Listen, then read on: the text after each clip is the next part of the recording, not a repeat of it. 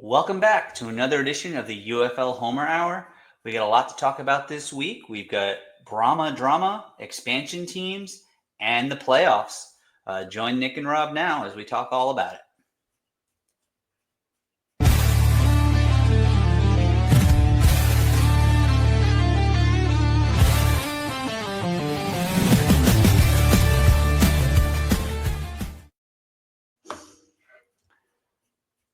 Woo!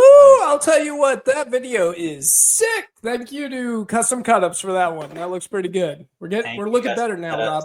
I was chuckling a little bit because our faces just kind of pop up at the end from a screen grab, and it's kind of silly, but I like it. I'll take it. It's all good. It's a great intro. Yeah, we can't do anything about our looks, but that's the best we got, America. Yep. Okay. Well, Nick, did you miss me? So. I'm back. I know. Yeah, you were off learning how to save people. Am I correct? Teaching people how to save people. Oh, God. Okay. Well, I hope you did a good job. I hope you did a good job with that. That's very important. Me too. Yeah, it's been a busy couple of weeks, but I am glad to be back and talking UFL football. Yeah, and we got some big news today, especially with the Matty Fresh had a pretty good podcast with AJ Smith, and he laid down some drama this last week. Yeah, we've got some Brahma drama. I do love that because it rhymes, so I'll probably say it a couple more times.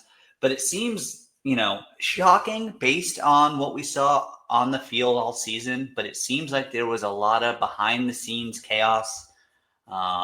And there wasn't a lot of cohesion happening over there in San Antonio. So AJ Smith, I guess he probably decided his future in the UFL is done. So we didn't have any, or at least in San Antonio. So we had no problem airing it out to Matty Fresh there.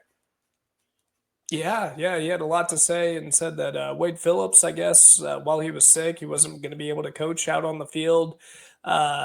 Didn't do a really good job, which explains how bad that defense was all year long, because that's Wade Phillips' bread and butter, but it did not show for that team. And then, sounds like there's the deep state over for the Brahmas now, apparently, because he claimed that there was an undercover boss, a shadow boss controlling everything. Yeah, heavily hinted to be the GM, but it sounds like most people with the Brahmas were not expecting the party to start when Peyton Party got elevated, and that led to the chaos that led to AJ Smith leaving.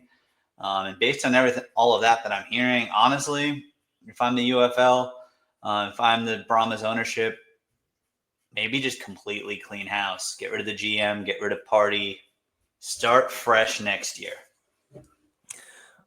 I don't think this was a good move off AJ Smith's part, because he was a really respected offensive coordinator before this season. I know it's hard for you to believe me, but I promise you he was. And he had an opportunity to possibly take a starting job at some point next season. And with him making these kind of comments, I'm wondering, one, if it's sour grapes, he's just upset with the situation. Oh, it definitely is. And if that's the case, then what GM would want to hire you on now as a head coach if this is going to be your attitude heading to it?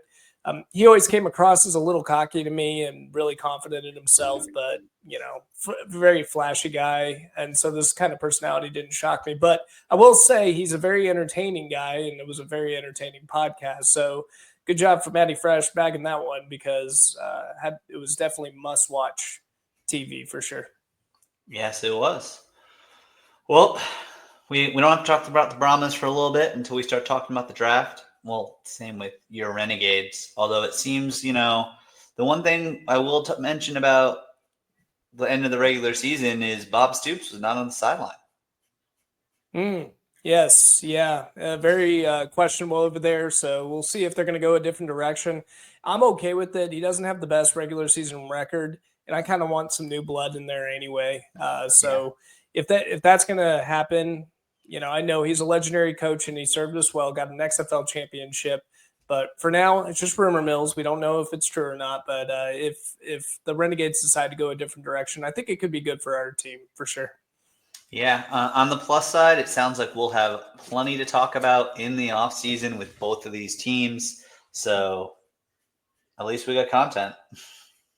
Yeah, and we do have the teams listed ranked on who's going to be in the draft order. This is a big depends, but one thing's for sure that the San Antonio Drama did not reflect in their record. I don't think, except it did because they finished 1-9, finishing worst of the league. Then you had the Memphis Showboats going 2-8, Houston Roughnecks and Arlington Renegades 5-5, but the tiebreaker was Arlington beat them, so that did us a disservice. And in case people aren't too sure what exactly is the eligibility for the UFL, I've got the rules right over here, listing out the eligibility concerns. So you have to have 3 years out of high school, exhausted or waived college eligibility. You need to be eligible for the most recent NFL draft, but not selected. And some exceptions include junior college players 2 years out of high school, not in a 4-year college. So, Rob, the biggest question that I always ask myself when it comes to the UFL and people concerned about who's got the first overall pick is, one, I don't think the rookies really came out this year at all anyway. It looked like it's just the classic veterans that came out. And two, is it important? Do you need to actually build through the draft when it comes to the UFL, or is it just picking up free agents that are leaving the NFL and hoping that that's a better for the future? I mean, until the UFL all of a sudden like pulls a old school USFL like back in the Steve Young days, which I don't think is ever going to happen. No, there's the only thing that would make sense, because if they had said like the way to make the draft exciting and to make it mean more would be to change the eligibility requirements and allow some players to possibly skip college, or after a year of college. Maybe players that are stuck in the depth chart, they're not getting a lot of NIL in college, or maybe they're a D2 player that's not getting enough looks.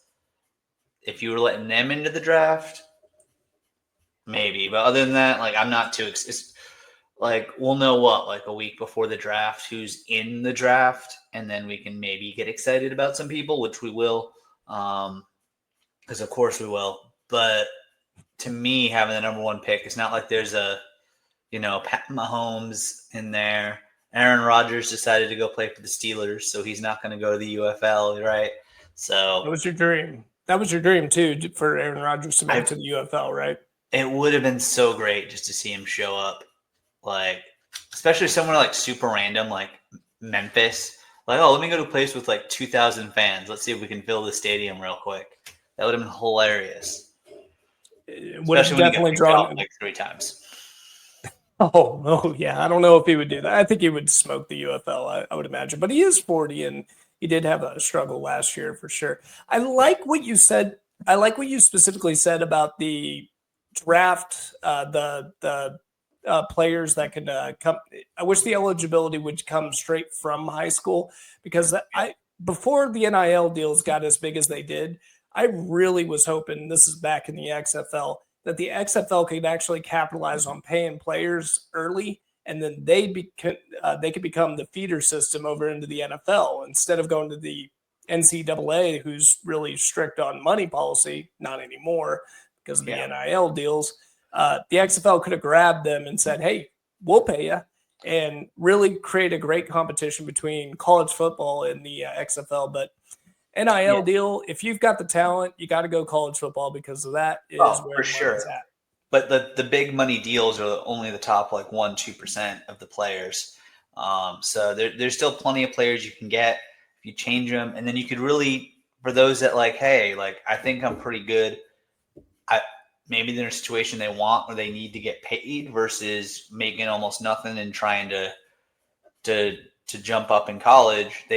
The UFL could potentially be like the G League and the NBA by providing that option. But obviously that's nothing that's happening this year, but that could be interesting down the line. Yeah, I think it would be very interesting for them to try to pull something like that off. I don't think it's a radical move, though. Now you're ruffling feathers, though, because you're slightly competing against college football there. But hey, I'd be down with it. But right now they're just trying to get their foot in the door and get the league going. and just have an entertaining product for sure. Yeah, they certainly should have an entertaining product, but we could also be seeing some extra teams next year, you think?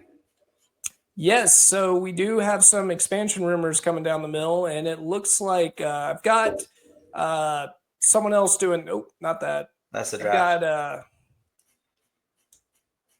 yeah, we've got expansion rumors of a lot of teams that are coming in. I think the biggest one that a lot of people are discussing is the Seattle Sea Dragons. That looks like it's going to be a shoe-in as one of the top teams to get it. And it's a good team, by the way, because they had a great record. Fans showed up in the XFL, and I think it would be a big plus for them. I have a thought on this. What you got? Seattle, teams like Seattle that are that far away, it makes sense if the UFL changes their model and they're not flying back and forth from Arlington every week.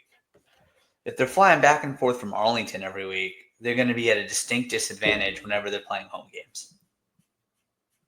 Honestly, I mean, the Vegas flight's not too bad, but all the way up to Seattle, like that's a lot further than anyone else in the league's traveling. And if they're just flying up the day before, then you've got a 2-hour time difference. So, but I'm all for Seattle getting a team, but I do think if they're going to expand, they either need to get rid of the central hub for players and put them in the communities, which I think they should be doing anyways, or you need to have 2 hubs. I'm right there with you with the communities, though. They got to start expanding out. But the problem is, I know what the UFL is concerned about. It's going to be the money. It's so much cheaper to keep it into one hub and then fly them out from the hub, from the headquarters. They don't have multiple training camps. They don't have to keep up with that. They could just keep it all in-house and do that. But there's a point where you got to look at it. And by the way, the TV ratings are stating that they are down this year. So compared to last year, not by much. Not so by they're much. keeping their consistent base. Well, the last 2 weeks down. did not help. Yeah, because the playoffs were already decided. Having 20% of your season be meaningless doesn't help. That it was huge, and a lot of that falls on the UFL for not getting that taken care of, and the scheduling conflicts that went into it, because it didn't really matter what seed you fell on. You were going to play in St. Louis, and you were also going to play in Birmingham. And so I know Battlehawks fans are going to argue, "Hey, we finished first anyways." The last 2 weeks didn't matter. We don't know what would have happened exactly at all. Exactly. Right. Yeah, the DC Defenders could have shelled out and put on a better performance out there to make sure that they got it. But Teamu only played for a half in both those games, so that's how much they cared. You know, played enough to stay fresh. Yeah, just stay consistent and get ready for the next week. The other cities that are on the market was Seattle. Then we got Columbus, Ohio, Portland, Oregon, so they could be attacking the West Coast. Tulsa, Oklahoma, and San Diego, California. Those were the top cities according to Grok's deep research. So, take that with a grain of salt. It's just an AI program trying to break it down. But, Rob, do you have any problems with any of these cities? I mean, Columbus, it's spring, but they're really going to get Ohio State fans excited about maybe if they get some former Ohio State players. That would Tulsa draw. And then San Diego, the pro leagues all left San Diego except for baseball for a reason. They didn't really draw fans. They didn't make a lot of money there. So why would you go to San Diego? But I could see, if you want to do Seattle, Portland, maybe axe Memphis, put Memphis over in Vegas, the Vegas Showboats. It goes well. And then find one more West Coast spot, and then you got a West Coast hub. That makes sense to me. But yeah, otherwise, why go to Portland? Makes no sense to me. Otherwise, there's a reason why there's only the Trailblazers. But they have a great fan base. They remind me of San Antonio in that aspect because they do a good job for the Trailblazers, even though they haven't had a good basketball team for a while. But they do shell out for those games, and they do a great job getting loud and doing everything part of it. They remind me of Seattle the same way. I think Austin, especially with Austin FC, is another one. Just these cities that don't have any teams, and but they're big, and they want to gravitate towards a team. As much as I'd love a team in Austin, it only makes sense if one of the 3 current Texas teams, specifically San Antonio, wasn't going to shell out anymore. Well, the game plan is for them to move 2 teams, grow from 2 teams in 2026, and then another 2 teams in 2027 if the league can survive. If that's the case, I say an Austin team is not a bad one. You can actually have an all Texas division. I think it'd be very entertaining. And I would immediately give up my Brahma's fandom. yeah, and switch it over to Austin. I'd still keep my loyalty to the Renegades because I'm all Dallas all the time. But one thing really cool about Texas that I don't think is appreciated is we are huge on rivals. We like to hate the other cities, our little brothers, right? Yeah. And we like to just give each other, all the other towns, a hard time about it, especially Houston and Dallas. And I will say that's the worst thing you could do. I heard rumors about that they're very frustrated with the Roughnecks overall draw this year. And I say surprise, surprise UFL. They had a struggling product in the beginning of the year, and everyone kind of knew they were going to be out midway through the season.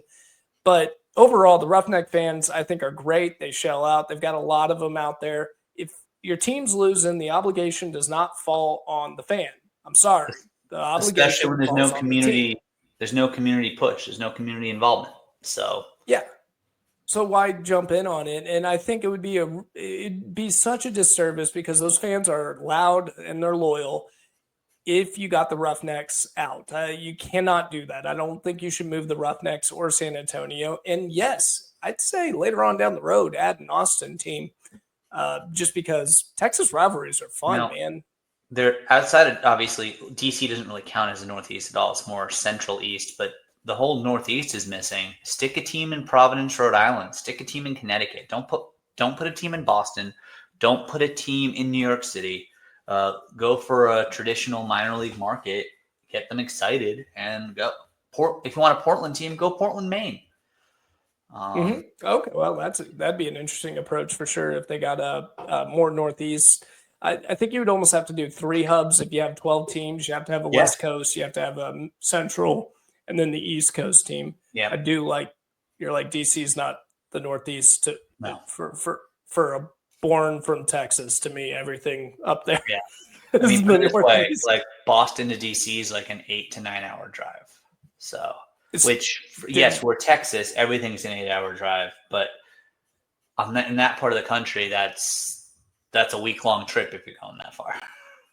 Yeah. And it just cracks me up because I'm like, I don't know, Northeast to me, they got to be an hour away from New York City, right?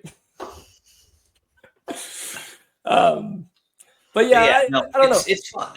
It's a fun thing to talk about. I think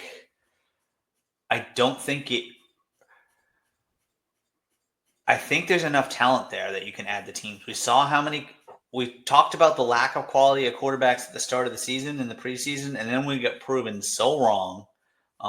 Just make sure that anyone that you want to be a decent quarterback has to go spend a week or 2 in Birmingham, then send them wherever, and we'll have plenty of quarterbacks.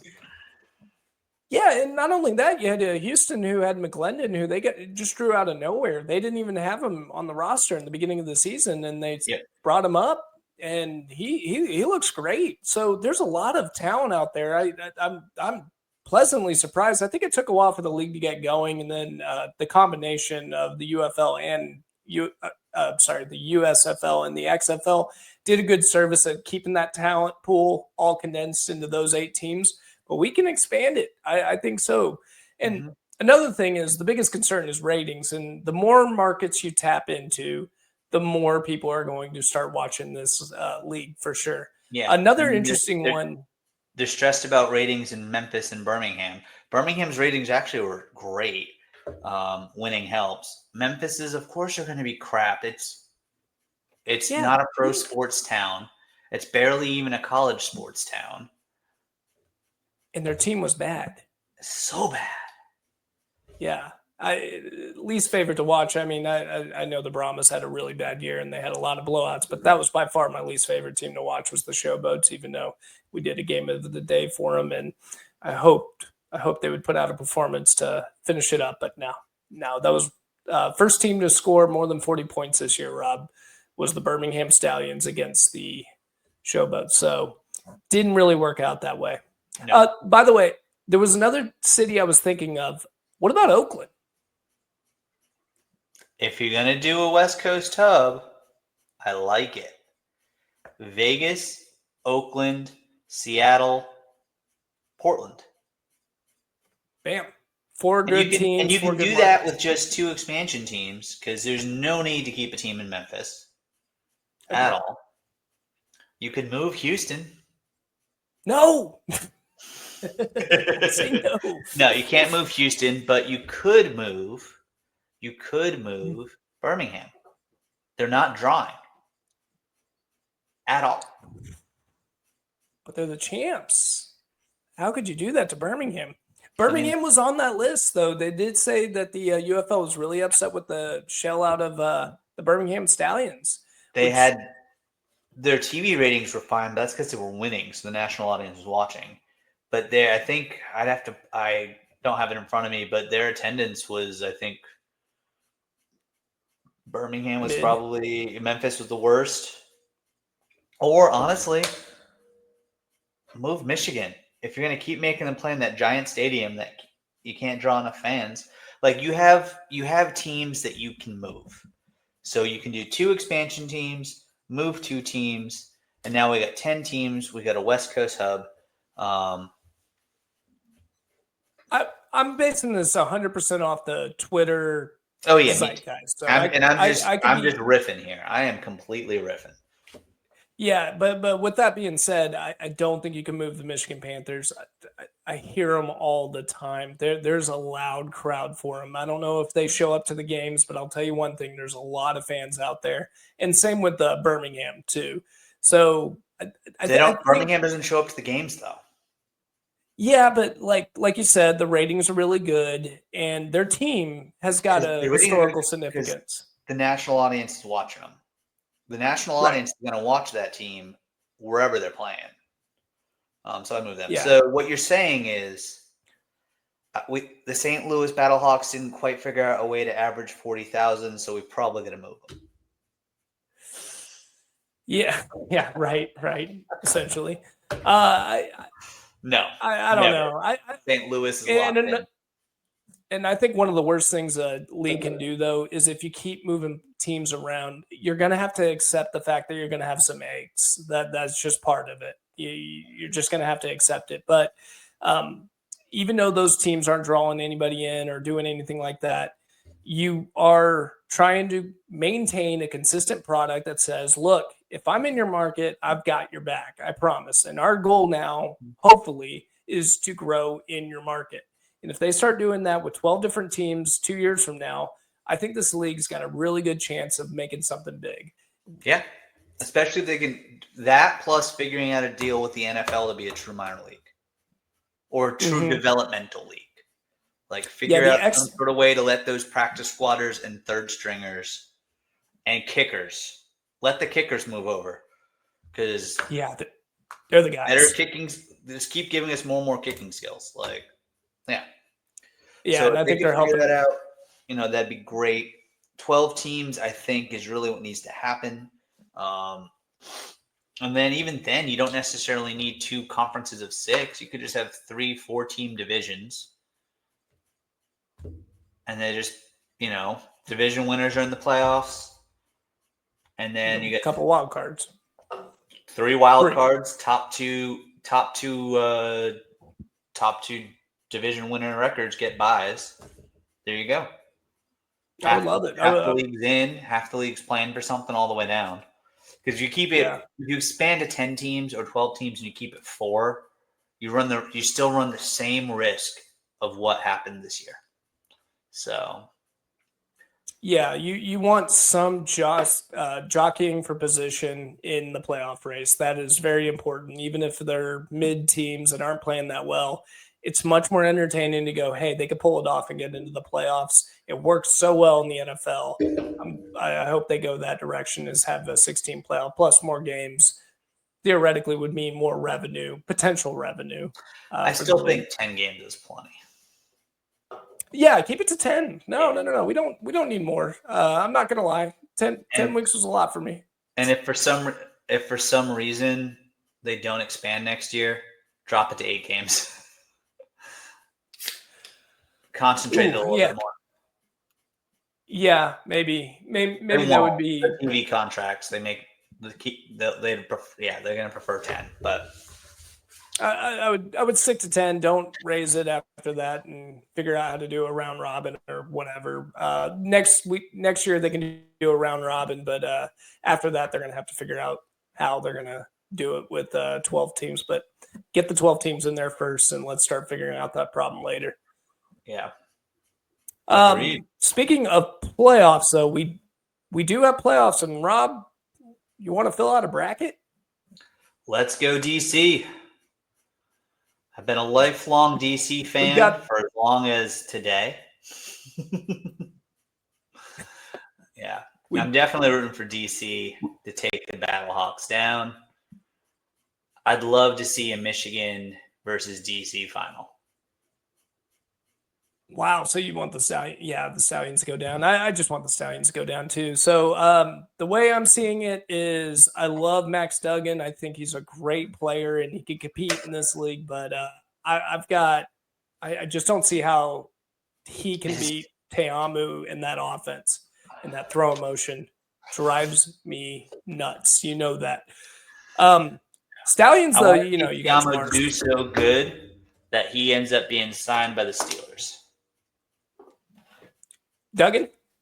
No, Teamu. Oh, Teamu. Yeah, maybe. Looks like they've got. Yeah. He picked a heck of a time to make that news, didn't he? But he picked it because the OTAs are over. He didn't want to do OTAs. Remember, he got fined last year because he no-showed OTAs. So he waited till OTAs were over, and then he signed. And then he went, got the signature. Yeah. Well, hey, talk about living the Brett Favre life. Wasn't Brett Favre notorious at doing that too, retiring and then saying, all right, I'm coming back right after OTAs. Yep. Jordan Love better be taking notes. Yeah. And I'll tell you what, another game that I'm kind of curious about is that Michigan Panthers and the Stallions. So what are they going to do? The Michigan Panthers, they're going with Bryce Perkins, right? Everyone, right? Tell me they're going with Bryce Perkins. He's healthy now, right? He's good? Yeah, he's practically been healthy this, the whole time. I think he could have played any of those weeks. They just decided to, bench him just because they didn't want him to ever get hurt anymore.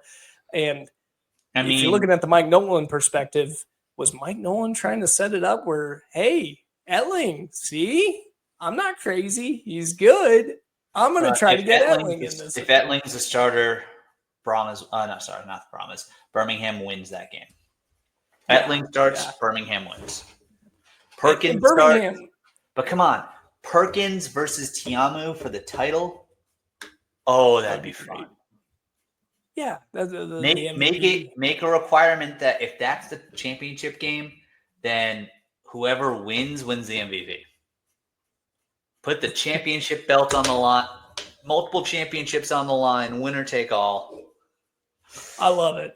And they would have that would be a good way to display it, because that's honestly how we're going to remember it anyway. It doesn't really matter stats wise. We all like Bryce Perkins. We all like Teamu. So whoever wins the title, I think, should be considered the most valuable player. The problem with being called the most valuable player is it looks like the Michigan Panthers were winning with that link too. So right, and Perkins didn't play enough of the season versus Teamu rolling the whole season. So if anyone other than Teamu is the MVP, then that's rigged. But I keep going on and on about what I want to see. What do you want to see in these playoffs? What I want to see is Michigan Panthers to beat the Stallions. And it's no hard feeling, Stallion fans. It's no hard feeling. You have a great team. You have a great coach. I love Skip Holtz. I actually like Jamar Smith. He looks really good out there too with the deep ball. Very entertaining quarterback to watch. It's just you're wearing me out. Let's get a different champion there. I'm starting to get Alabama fatigue, which they should already know all about. I want the Michigan Panthers to win that thing against Bryce Perkins, with Bryce Perkins to beat the Stallions. And then entertainment wise, football wise, you got to go with the DC Defenders. I just think they're much more entertaining and very exciting to watch with Max Duggan in the helm. But fan wise, you would want your championship game to be filled up. So I think the DC Defenders will end up playing the Michigan Panthers. I think the Panthers are really raw after what happened last year. I don't think they're happy with it because they lost a playoff game against the Stallions. So this is their chance for revenge, and I think they're going to get that revenge. I do, football-wise, think they will get it.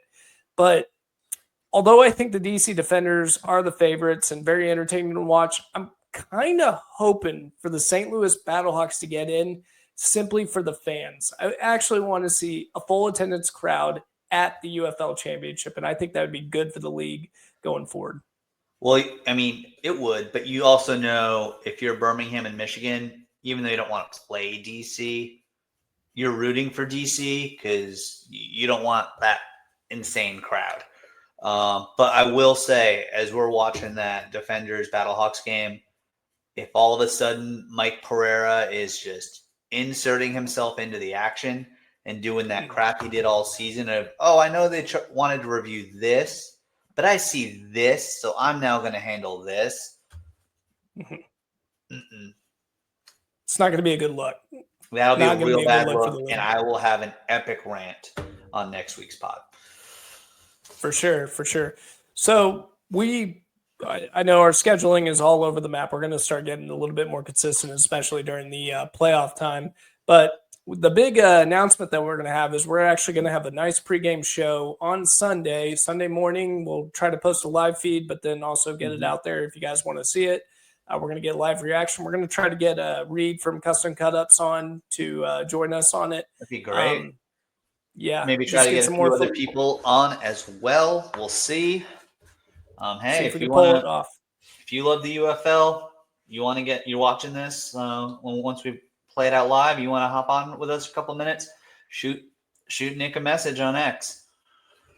Or Rob, either one, whoever you like best. I don't care. I don't care. Please either way. give it to Rob. But yeah, either way, just send us a little message out there. We want fans from both sides. So jump on in. Yeah, but Reed's going to join us for sure. Yeah, I think I could definitely get Reed. I think Reed's going to be joining us, give us some football analysis. He's really deep into weird avenues of football. He likes small town college football. So a lot of these players he's watched are now in the UFL. So he's got a lot of input over there. And I can't wait. It should be really fun. Can't wait for the games to start. And I think we're back to real football for the last 2 weeks. It just didn't feel like anything was legitimate. Yeah, but it now felt like spring training, to use a baseball reference. It felt like NFL preseason. So it's good to have meaningful football back on for a couple more weeks. Yeah, with talented teams too. This is the cream of the crop. This is the best. I know, Renegades. I know, but this is by far the best teams in the UFL. So it really worked out that way, and should be entertaining for sure. Yes, it certainly should. So yeah, make sure to join us all on Sunday morning. We're going to be excited for it, and it's going to be a good one. Yeah, so we'll see you next time and go from there. Bye, guys.